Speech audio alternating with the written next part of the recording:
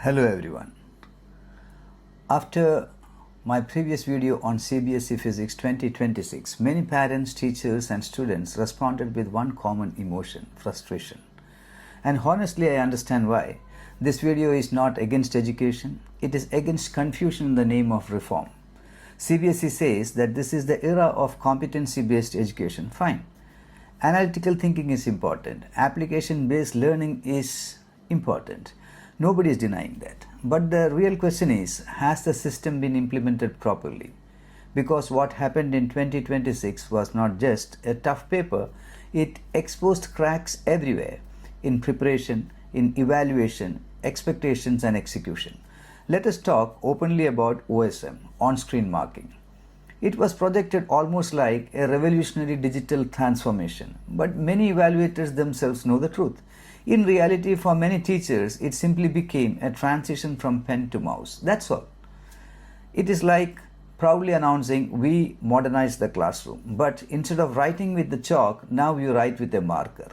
The medium changed, the core problem did not. And today, Cbse strongly claims that OSM is better. Fine, but better in what way?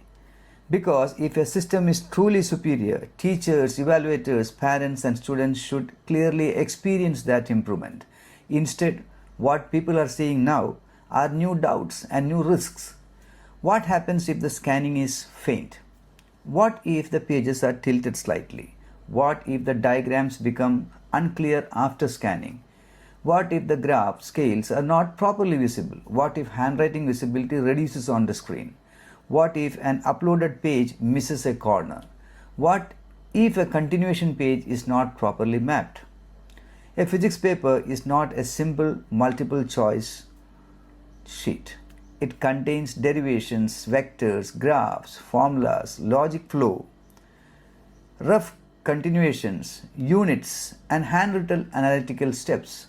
Even a small visual distortion can affect evaluation quality. And were all teachers deeply trained for this transition? Honestly, no. Many correction training themselves felt superficial. For some evaluators, it was less digital revolution and a more click here instead of writing there. That is why the parents and students are equally worried. And another thing I want to say openly, every year we see many educational influencers, teachers, principals and subject experts raising concerns. They discuss the paper difficulty, unrealistic expectations, competency overload, evaluation inconsistency, student stress. But the real question is, does Cbse actually listen? Have they ever paid any attention to this?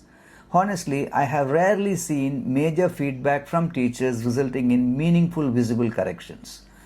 The people at the top frame the rules, and schools, teachers, students, and parents simply adjust themselves around those decisions. That is the frustration people are feeling now. Now let us come to the second issue, competency overload. Cbse keeps increasing the competency-based questions on an increasing scale, as if every science student is preparing for IIT JEE or NEET. But why? Who decided that all students entering science must survive extreme competitive style analytical pressure?